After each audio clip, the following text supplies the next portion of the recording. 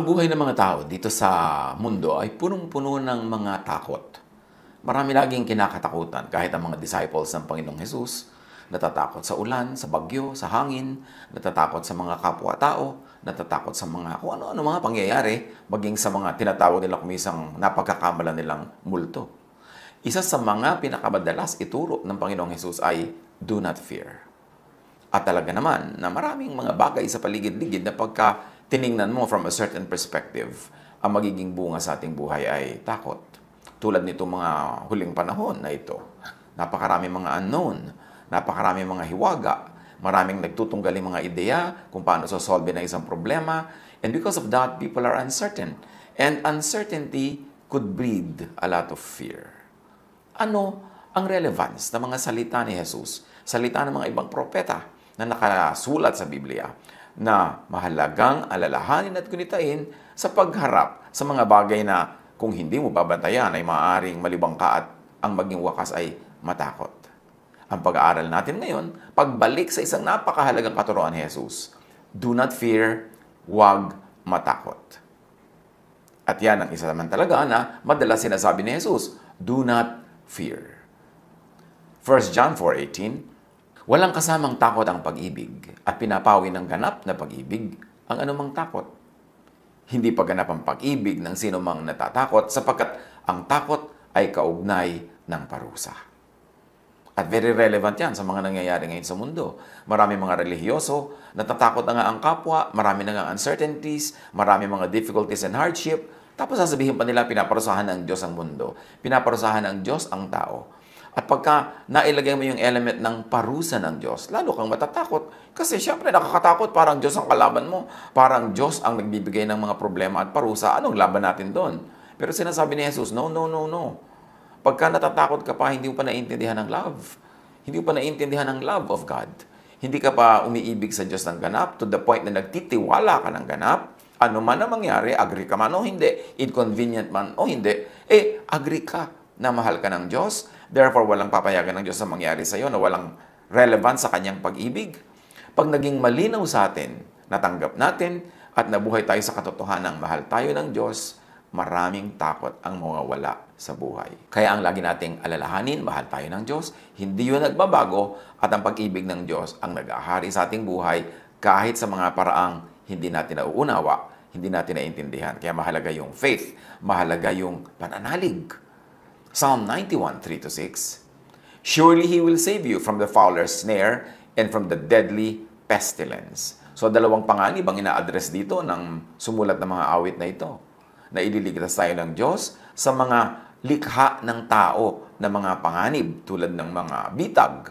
At ganoon din naman sa mga hindi mo malaman kung saan galing tulad ng mga pestilences, tulad ng mga salot na hindi mo malaman kung saan nagmumula. Maging ang mga scientists ay hindi lagi nag-agree kung saan ito nagmumula, anong gagawin dito. Pero iisa ang katotohanan na ang Diyos daw ililigtas tayo. Maraming paraan ng pagliligtas ang Diyos. Merong sinasagip ka talaga doon sa immediate threat. Meron naman na ang nangyayari, parang ginugupo sila ng threat hanggang sumakabilang buhay sila. Pero di ba ang ending din nun, babalik ka rin sa Diyos, sasagipin ka rin ng Diyos, sa Kanya ka rin pupunta.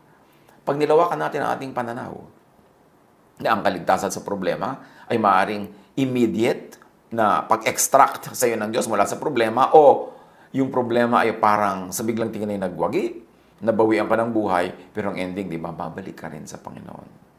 Hindi natin laging gustong yun na mangyari. Kasi ang gusto natin na ending ay yung gumaling ka bigla at humaba pa ang iyong buhay. Pero kahit ano naman ang ihaba ng buhay na ito, ang ending pa rin ay babalik pa rin tayo sa Panginoon. Sa pagpapatuloy ng Psalm 91:3-6, He will cover you with His feathers, and under His wings you will find refuge. His faithfulness will be your shield and rampart. Itinulad ang Diyos sa isang agila o sa isang inang manok o sa isang ibon na nililimliman niya, nilulukuban niya ng kanyang pakpak, ng kanyang mga balahibo, ang kanyang mga anak para mga ito ay huwag mabasa, huwag maginaw, huwag na matakot sa hangin, at huwag madagit ng kalaban. Ito ang inihahalin tulad nitong psalm sa pag-ibig ng Diyos. Tayo na kanyang lulukuban, ipagtatanggol, ipoprotect. You will not fear the terror of night, nor the arrow that flies by day, nor the pestilence that stalks in the darkness, nor the plague that destroys at midday. So 24/7, anumang oras, anumang uri ng panganib, hindi daw tayo mabubuhay sa takot kung aalalahanin natin ang pag-ibig ng Diyos, ang proteksyon ng Diyos, at ang kanyang walang hanggang mabuting kalooban para sa atin. Kahit sa biglang tingin, hindi tayo agree na mabuti ang nangyayari sa ating buhay. Pero alam niya ng Diyos, and when God allows it, ang kailangan ng umandar sa ating buhay, pagtitiwala. Na huwag tayong bibitaw. Mas malakas ang hangin, mas kumapit tayo sa Diyos. Mas madilim, mas kumapit tayo sa Kanya. Mas hindi natin nauunawaan na nangyayari, mas humihirap, mas lalo tayong kumapit sa Kanya. Yun ang sagot sa fear. At ano pang lagi nating matututunan mula sa Biblia?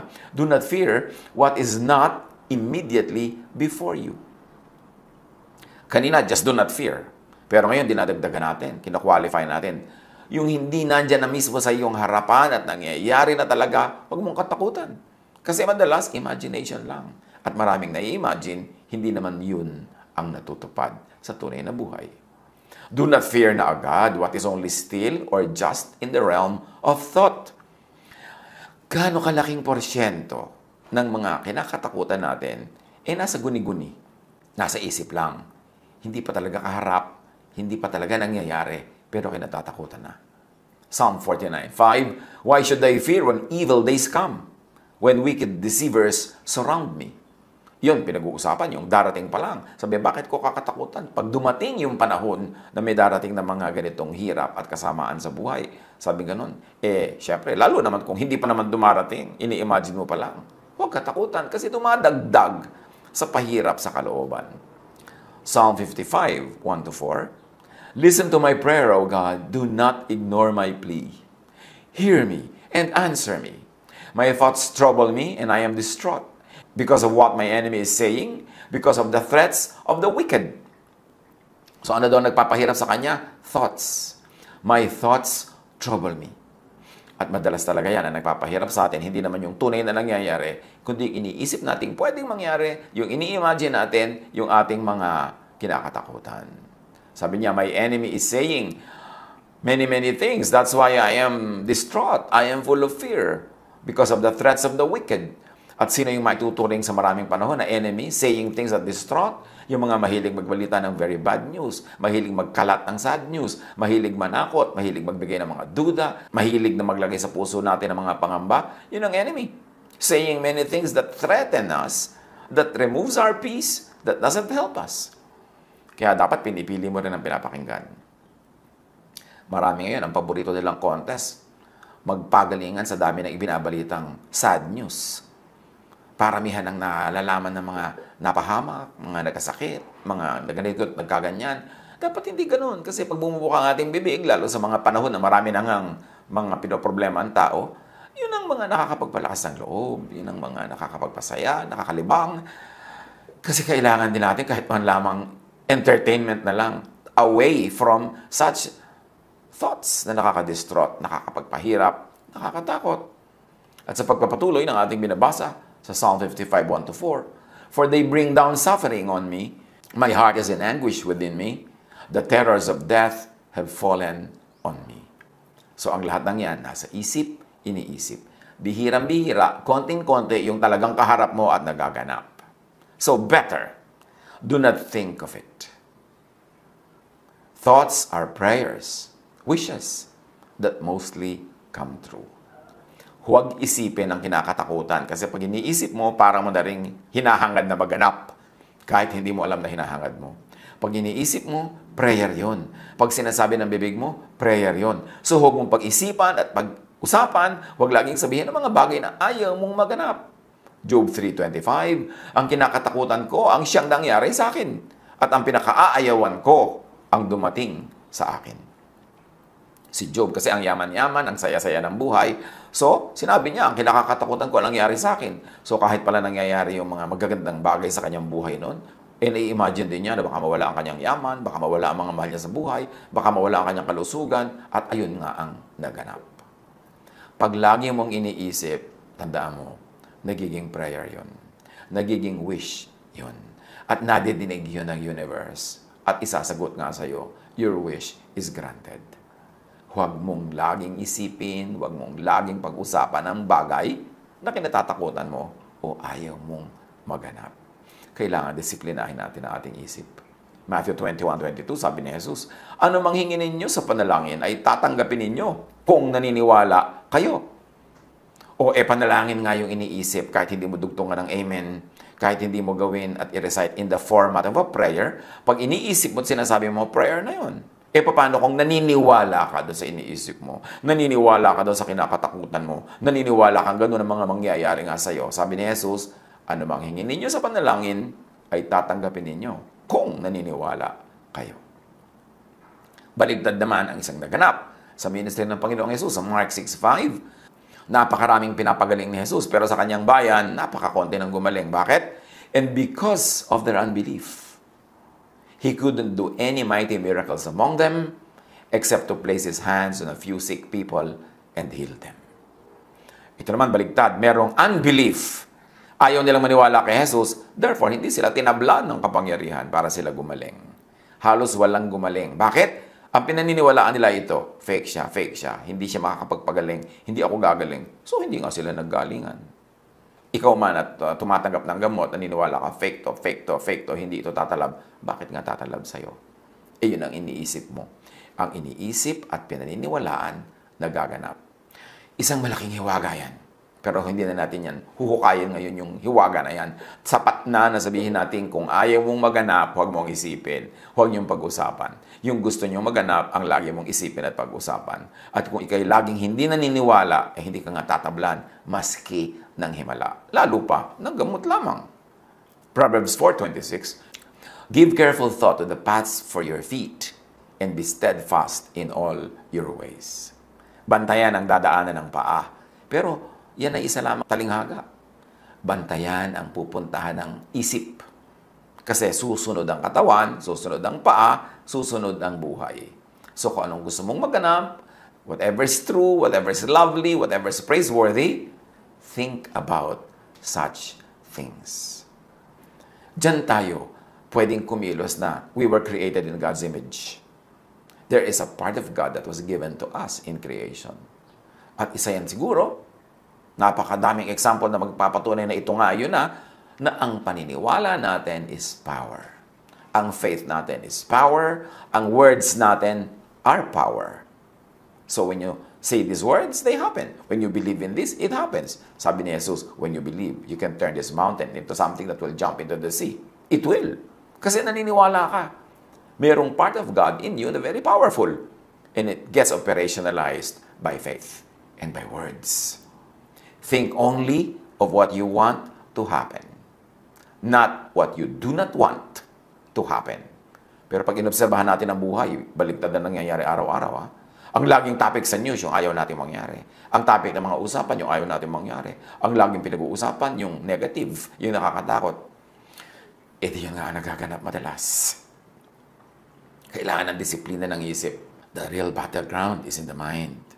Sabi, our battle is not against flesh and blood, but against principalities in the air, against thoughts, against spirits in the mind. Kailangan kontrolin ang isip, ang puso, kasi ang namumugad dyan na ideya, yun ang magaganap sa buhay. Psalm 51:10, create in me a pure heart, O God, and renew a steadfast spirit within me. A pure heart, hindi lang yung pure in terms of religious morality, kundi pure in terms of God's love, trust in God, faith in God. At yun ang laging espiritong dapat ay mulit-muli binubuhay, pinapalakas sa ating damdamin, yung pananalig sa Diyos. Yung purity, ibig sabihin hindi tayo diluted by negative things, by evil thoughts, kundi by godly thoughts. Matthew 9:4, knowing their thoughts, Jesus said, why do you entertain evil thoughts in your hearts? And if we can extend the application, why do you entertain negative thoughts? Why do you entertain fear? Why do you entertain doubt? Yan ang papasukan ng mga bagay na hindi ka nais-nais sa inyong buhay when you open the doors of your heart and your mind to negative things. Matthew 9:28, pagpasok ni Jesus sa bahay, lumapit sa kanya mga bulag. Tinanong sila ni Jesus, naniniwala ba kayo na mapapagaling ko kayo? Opo, Panginoon, sagot nila. At sabi ni Jesus, according to your faith, it will be done to you. Kung naniniwala kayo 100%, gagaling kayo 100%. Naniniwala kayo 50%, gagaling kayo 50%. Hindi kayo naniniwala, 0 ang paggaling ninyo. Wala. According to your faith, it will be done to you. Yes, God is there. Yes, Jesus is there dispensing power. But you are the other half of the team. You have to believe in God. You have to believe in Jesus para yung power na yon magkatotoo sa iyong buhay. Nakita mo sa kanyang hometown, yung power niya, hindi sapat para pagalingin yung mga tao doon. Kasi dapat sang-ayon sila, dapat payag sila, dapat meron silang assent, dapat meron silang pagsang-ayon, meron silang pananalig. And without that, hindi ka naman bigla-biglang babaguhin o papagalingin ng Diyos na ayaw mo naman o hindi ka naman naniniwala kasi meron tayong free will. Ibinigay din niya yan as part of our being made in the image of God. So yung free will na yon, kailangan gamitin mo to obey God's will, to abide in God's love, para katablan ng kapangyarihan na ito. Believe in what you want. Believe in what you wish for. Psalm 27:3, though an army besiege me, my heart will not fear. Though war break out against me, even then I will be confident. At kung bibigyan natin ng extension ng application, though an army of bad news besiege me, my heart will not fear. Though war break out against me, though media wars break out against me, info or misinfo wars break out against me, even then, I will be confident. Kaya mahalaga nakababad tayo sa tunay na salita ni Jesus, hindi sa fake news, hindi sa false news. Dapat nakababad tayo sa katotohanan. At kasama ng katotohanan, of course, is scientific knowledge. Dapat ang ating mga pinaniniwalaan ay based sa science because God is the author of science. God is the author of natural law. May mga nagtatanong, naniniwala ka ba sa gamot na ito o hindi? Kasi sabi ni ganon, magaling. Sabi ni ganyan, hindi daw magaling. Sabi ko, anong sabi ng science? Although, of course, kung minsan akala mo science, yung pala fiction. Akala mo science, yung pala twisted science kuno. Kaya dapat talaga ang tao nag-aaral. With the absence of knowledge, people perish. Kaya kailangan informed.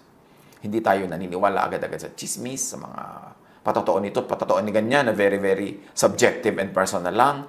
Kailangan may science. Mark 5:36, overhearing what they said, Jesus told him, don't be afraid. Just believe. So, kailangan naniniwala. Kailangan we surround ourselves with truth, with positive truth. Kasi may truth din naman na negative, yung nakakatakot, yung nakakapangamba. Pero bakit yun ang lagi mo titingnan? Bakit yun ang lagi mo pagtutuunan ng pansin, tititigan? Eh di yun ang magiging reality mo. Mark 9:23, if you can, said Jesus, everything is possible for one who believes. Sabi nung nagpapagamot kasi sa kanya, if you can, please heal us. Sabi ni Jesus, if you can, if I can, of course I can. But the question is, do you believe? It is not enough that I can. Kumbaga sinasabi ni Jesus, I can, but do you believe? Because if you do not believe, I won't. Hindi ka tatablan ng kapangyarihan na ito kung di mo tatanggapin. Kailangan buksan mo ang iyong puso, ang iyong isip sa isang katotohanan para ito tumalab sa iyo.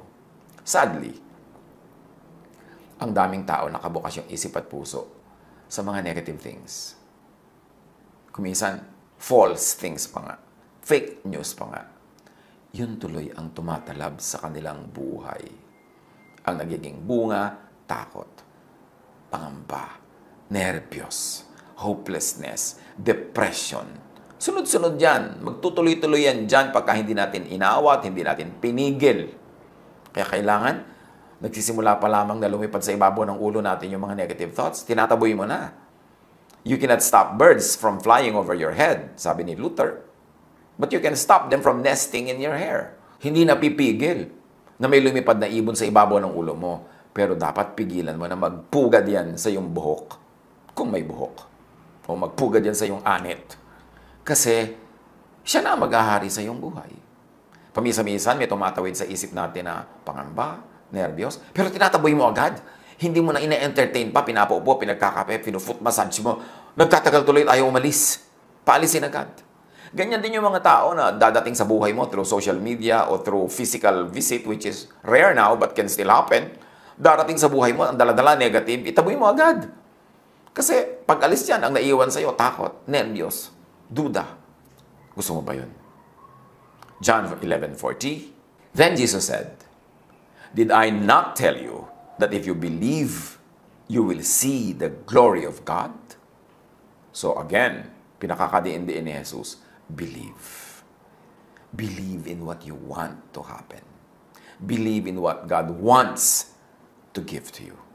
Because belief makes things happen. Hindi nare-realize ng maraming tao. Merong napakalaking kapangyarihan na hawak sila. At ito ay belief. Ito ang laging inaagaw ng kaaway, yung belief. Imbes tumingin ka sa Diyos, pinapatingin ka niya sa kadiliman. Imbes tumitig ka kay Jesus, pinapatitig ka niya sa hangin, sa bagyo, sa alon. Kaya si Pedro lumubog sa tubig dahil una nakatitig siya kay Jesus, tapos biglang tumitig siya sa alon, tumitig siya sa hangin, tumitig siya sa nakakatakot, edi lumubog siya. Kanino tayo laging tumititig? Ano ang lagi natin pinag-uusapan? Ano ang lagi nating inuungkat-ungkat? Dapat yung gusto natin mangyari, yung magandang mangyari. Yun ang paniwalaan, yun ang pag-usapan, yun ang sabihin, yun ang nagiging prayer. At kung naniniwala ka sa prayer na yan at ipinagpe-pray mo, yun ang magiging reality mo. Matthew 8:13. At sinabi ni Jesus sa opisyal, "Umuwi ka na. Mangyayari ang hinihiling mo ayon sa iyong pananampalataya." Sa oras ding yun ay gumaling ang katulong ng kapitan. Yung kapitan lumapit kay Jesus. Inilapit niya ang kanyang katulong na may sakit. Sabi ni Jesus, "Well, umuwi ka na. Ayon sa pananampalataya mo, may mangyayari." At dahil nananampalataya yung kapitan, gumaling ang kanyang katulong. Mark 11:23. Tandaan nyo ito. Kung kayo nananampalataya sa Diyos at hindi kayo nag-aalinlangan, maaari ninyong sabihin sa bundok na ito, "Umalis ka riyan at tumalong ka sa dagat." At ito nga ang mangyayari. Siyempre, bago ka naman magpatalo ng mga bundok-bundok dyan at maubos sa mga bulubundukin, isipin mo, ito isang talinghaga. Although siguro in extreme cases, pwede maging physical, ha? Pero mas applicable na isipin ito isang talinghaga. Na isipin mo lang na yung inaakala mong imposible ay posible sa Diyos. Ano man yun. Mark 11:24. Kaya't sinasabi ko sa inyo, anuman ang hihingin ninyo sa inyong panalangin, maniwala kayong natanggap na ninyo at matatanggap nga ninyo iyon.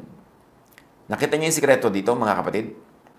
Anuman ang hingin, hinihingi pa lang, paniwalaan yung tapos na, natanggap nyo na, past tense na, magpasalamat na kayo. At pagkatapos, matatanggap nyo yon. See faith at work. Pinaniwalaan mo na, pinagpasalamat mo na, hinanda mo na yung loob mo, nakakasana ang buhay mo doon sa sagot na yun ng Diyos. Yun ang mangyayari. Pero kung nagdasal ka, tapos hindi ka naman naniniwala mangyayari, duda ka ng duda, ano mangyayari sa buhay mo? Di wala. Control your thought. Do not let thought deceive you. Maraming panlilin lang ang isip. Kasi ang isip nakadepende yan sa anong nadinig, anong nakita. Marami tayong nakikita, magic lang pala. Trick lang pala. Bilis lang pala ng kamay. Marami tayong naririnig kasi nungalingan lang pala. Pero very convincing, akala mo totoo. Hindi tayo laging magtitiwala agad sa nakikita, sa nadirinig, sa naaamoy, sa iniisip, sa ini-imagine. Proverbs 23:33. You will see weird things and your mind will play tricks on you. Ang isip mismo natin ang maglalaro sa atin. Paglalaroan tayo ng ating guni-guni. Ang dami-dami mga nagseselos, selos na selos. Sure na sure sila sa kanilang selos. Pero guni-guni lang nila. Hindi laging totoo yung mga feminine intuition. Ha? Although marami dyan nagkakatotoo at totoo talaga. Pero hindi lahat. Kasi marami rin guni-guni. Maging ang mga kababaihan na guni-guni lang. Tapos paniwala na sila, ng aaway na, ng gugulo na, guni-guni pa lang. Your mind will play tricks on you. Mahalaga to be informed with true knowledge, with the best knowledge available. Huwag tayong magpadala sa ating guni-guni. Job 20:2. My troubled thoughts prompt me to answer because I am greatly disturbed. So sige, dahil troubled ang thoughts niya, troubled ang lahat ng nangyayari sa kanyang buhay. Payapain ang isip. magpahinga, matulog. Tanggalin ang mga nagpapatakot sa atin na ayaw tuloy tayong patulugin. Kasi mas puyat ka, mas hindi ka tulog, mas magulo yung pag-iisip. Mahalaga ang pahinga. The Lord is my shepherd, I shall not want. He leads me beside still waters. He restores my soul. Yan ang ginagawa ni Jesus. Pinagpapahinga tayo at pinananariwa ang ating espiritu upang tayo makapag-isip ng tama, makapagdasal ng tama, makapag-imagine ng tama, para yung magagandang tama na yun ang maganap sa ating buhay. Proverbs 4:23, above all else, guard your heart, for everything you do flows from it. Or we can use interchangeably, guard your mind. Guard your mind, for everything you do flows from your thoughts. So control your thought. Do not let thought control you. 2 Timothy 1:7, sapagkat ang espiritong ibinigay sa atin ng Diyos ay hindi espiritu ng kahinaan ng loob, kundi espiritu ng kapangyarihan, pag-ibig, at pagpipigil sa sarili. Yung pagpipigil sa sarili, hindi lang pagpipigil sa mga lustful thoughts, hindi lang pagpipigil sa mga bisyo, pagpipigil din yan sa pag-iisip ng nega. Pagpipigil din yan sa pakikinig ng nega. Pagpipigil din yan sa pakikisalo sa mga controversial thoughts na nakakagulo lang sa ending. Kailangan hindi espiritu ng kahinaan ng loob. Huwag tayo magpapakinig sa nagpapahina ng loob. At lalong-lalo, huwag nating pahinain ang loob ng kapwa. Dapat espiritu ng kapangyarihan ang nananaig at nagwawagi sa ating buhay. Psalm 13:2, how long must I wrestle with my thoughts? And day after day have sorrow in my heart. How long will my enemy triumph over me? At ang triumph ng enemy dito, yung nananaig siya sa kanyang thought. Sa thought ng tao. Yung enemy mo na negative thoughts, fearful thoughts, scary thoughts, yun ang nananaig. Tuloy ikaw ay ninenervyos, nawawala ng pag-asa. Sabi ganon, how long must I wrestle with my thoughts? Kaya ang kalaban natin, hindi nandun sa malayo, nasa loob ng utak. Nasa loob ng puso. Gawin ang isip na kingdom of God, hindi kingdom of Satan. Gawin ang puso na kingdom of God, hindi kingdom of Satan. Ang naghahari ay kapayapaan, katahimikan, pag-ibig, pagtitiwala, pananalig, hindi duda, hindi takot. So, huwag hayaan ang negative thought to triumph over you. Psalm 55 verse 2, hear me and answer me. My thoughts trouble me, and I am distraught. Kung meron tayong dapat laging bantayan, yung laman ng isip. Yung pumapasok sa isip, yung kumakatok sa pintuan ng ating isip. Tanggihan. Kung nasa loob na, palabasin, itaboy. Huwag tayong pumayag ng ating isip ay maging trono ng nega. Control your thought. Do not let ungodly, negative thought shape your life. Huwag gawin na amo ang takot, na lahat ng ginagawa natin dahil sa takot. Lahat ng ginagawa natin dahil ninenervyos tayo, kasi lalo lang tayo magkakamali-mali. Magkakabisa-bisala, magkakalito-lito. Sikapin na lagi makapag-isip ng malinaw. Proverbs 23:7, for as he thinks within himself, so he is. Kung paano ka mag-isip, yun ka, yun ang buhay mo. Proverbs 4:23, be careful how you think. Your life is shaped by your thoughts. And syempre, ang thoughts natin is shaped by what we hear, by what we see, what we touch, what we smell, what our senses perceive. So, pinipili ang pinagtutuunan ng ating mata, ng tingin, ng ating panlasa, ng ating pangamoy, ng ating pandinig. Psalm 139:23, search me, God, and know my heart. Test me, and know my anxious thoughts. At paalisin, itaboy. Do not fear what is immediately before you, just tackle it. Sabi natin kanina, do not fear, and then do not fear what is not immediately before you. Ngayon, kahit nandyan na, nangyayari na, totoong-totoo na, huwag pa rin matakot. Tackle it. Solve it. Use godly wisdom. Use scientific knowledge. Use practical knowledge to solve whatever scares you. 1 Peter 3:13, who is going to harm you if you are eager to do good? If you are eager to think positive, therefore to pray positive, positive things can and will happen in your life. Huwag magpadaan na tayo yung tataranta. Nawawalan tayo ng magandang desisyon. Payapain ang sarili. Think of what you have to be tools in solving your issues, and then tackle the issue with God's help. Equipped with knowledge, equipped with a sound mind, and with a strong faith. Psalm 37:3, trust in the Lord and do good, dwell in the land, and enjoy safe pasture. Done. Psalm 112:6-7, surely the righteous will never be shaken.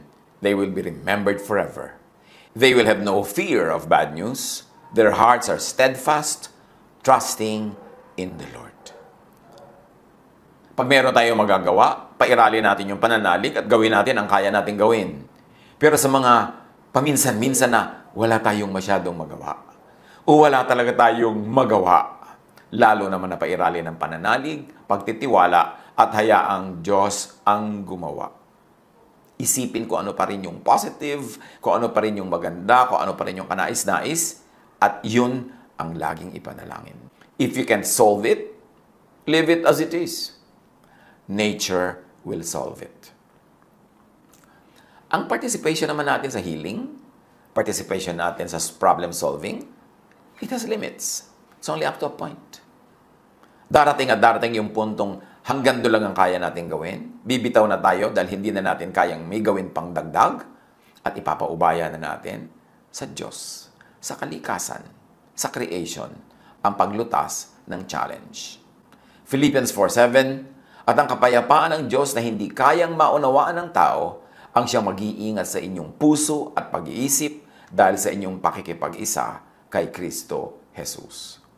Kung dumating sa point na hindi tayo malakas, wala tayong lakas, wala tayong magawa, lalo naman na gawing partner si Jesus. And this time, magiging silent partner ka lang. Si Jesus ang lahat ng gagawa ng practical things. Ang Diyos ang kikilos, the laws of nature set by God will work, at ipaubaya sa Diyos, ipaubaya sa kamay ng Diyos ang mga mangyayari kung wala ka talagang magawa sa point na ito. Madalas naman meron tayong magagawa, madalas naman meron tayong kasama at katulong at kapartner. Pero kung paminsan-minsan dumarating sa point na parang wala ka talaga magawa, wala kang kakayanan, wala kang kapangyarihan, wala kang resources, nandyan ang Diyos. Hindi yun naiiba. Sa Kanya pa rin umasa, sa Kanya tumawag. At saan man niya dalin ang takbo ng kwento, lalo't kung siya na ang mag-isang gumagawa at hindi na tayo nagpa-participate dahil wala tayong kapangyarihan sa oras na yon, kung saan man niya dalin ang ending ng kwento, magtiwala, manalig, at ipasa Diyos ang magiging bunga ng lahat ng nangyayari. Psalm 94:19, when anxiety was great within me, your consolation brought me joy. Yun ang gawin natin. May mga tao na kuminsan dumarating sa mahirap na sitwasyon. You are not in control of your environment. You are not in control even of your body. You are not in control of the situation. But God is in control. At yan ang pinakamahalagang maalala. Masarap syempre may control ka sa buhay mo. Yung nakakain mo gusto mong kainin, nakakahinga ka sa paraan na gusto mo, nakakakilos ka. Pero may mga point sa panahon na hindi laging ganun na nangyayari. Pero doon lalo magtiwala sa Diyos. Doon lalo pakilusin ang Diyos. At siya ang mag-isang gumawa without our participation at hindi naman pwede magkamali ang Diyos. Kahit pa nga ang pagdala niya sa atin, hindi yun ang gusto natin puntahan, hindi yun ang nasa isip natin, hindi yun ang ideal, pero ipagtiwala sa Diyos. Siya ang nakakaalam ng pinakamabuti para sa atin. So ano man ang mangyari, init at lamig, dilim at liwanag, hirap at ginhawa, magtiwala sa Diyos. At huwag matakot, huwag maging anxious, kasi wala namang napapalaang natatakot. Sabi ni Jesus sa Matthew 6:25-34, kaya't sinasabi ko sa inyo, huwag kayong mabalisa tungkol sa inyong kakainin at sa inyong iinumin upang kayo mabuhay o kaya tungkol sa susuotin ng inyong katawan. Hindi ba't ang buhay ay higit na mahalaga kaysa pagkain at ang katawan kaysa damit? Masdan ninyo ang mga ibon. Hindi sila nagtatanim, ni umaaniman, o kaya nagtitipon sa kamalig. Ngunit pinapakain sila ng inyong Ama na nasa langit. Hindi ba't higit kayong mahalaga kaysa mga ibon? Sino sa inyo ang makapagpapahaba ng kanyang buhay kahit ng 1 oras sa pamamagitan ng kanyang pagkabalisa.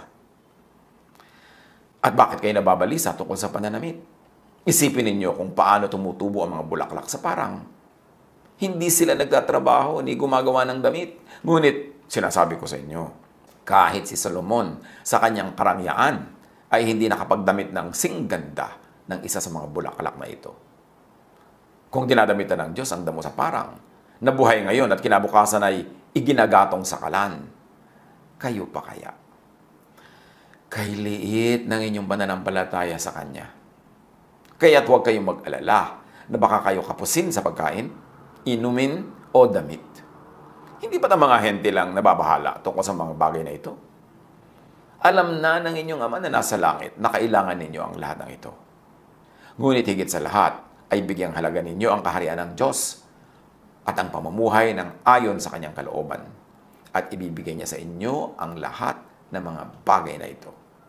Kaya nga, huwag ninyong alalahanin ang bukas, sapagkat ang bukas ang mag-aalala sa sarili niya. Sapat na ang inyong mga suliranin sa bawat araw. Baunin natin ang mga salitang ito ni Jesus sa pagharap natin sa challenges of daily life. Harapin lang yung kaharap, yung malayo, hayaan. Pagdating ng bukas, doon siya harapin. Kung darating siya, madami naman sa ini-imagine natin, hindi dumarating bukas eh. Pero kahit hindi siya dumating, nag-worry na tayo, nahirapan na tayo, natalo na tayo. Yun lang kaharap ang talagang tunay na harapin. At kaharapin yan, kasama si Jesus. Harapin yan na meron tayong kapangyarihan, kasama si Jesus. At sa mga panahong wala tayong kaya at lakas, harapin, si Jesus lang ang gagawa. Magtiwala. Huwag matakot. Hayaan natin ang ating pananalig ang maging lakas, maging pag-asa, maging sigla ng ating buhay. Sa pagharap sa anumang uri ng challenges, yung challenge man ng panahong ito o ng mga iba pang panahon. Control your thoughts. Surrender your thoughts to Jesus. And let the power of Jesus give you happiness, give you cheer, give you hope. God bless us all.